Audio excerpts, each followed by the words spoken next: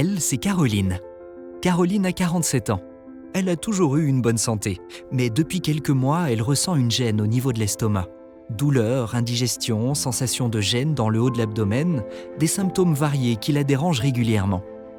Caroline n'est pas inquiète, elle se dit que ça finira bien par passer, que ces maux viennent probablement de son alimentation ou de son stress quotidien. Pourtant, rien à faire, quelle que soit son hygiène de vie, les troubles persistent.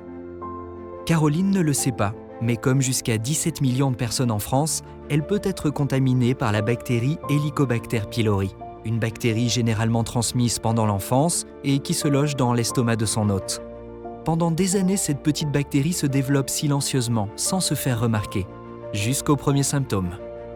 Comme beaucoup de patients, Caroline prendra son temps avant de consulter. Mais malheureusement, chaque jour qui passe donne plus de temps à la bactérie pour faire des dégâts.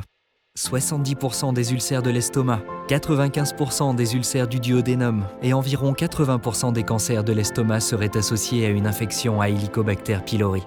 Pourtant, il y a un geste simple qui permet de se débarrasser de cette bactérie. En parler illico à son médecin, comme Caroline.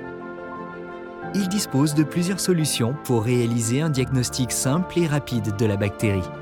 Si la bactérie est détectée, un traitement permet de l'éradiquer dans 80 à 90% des cas.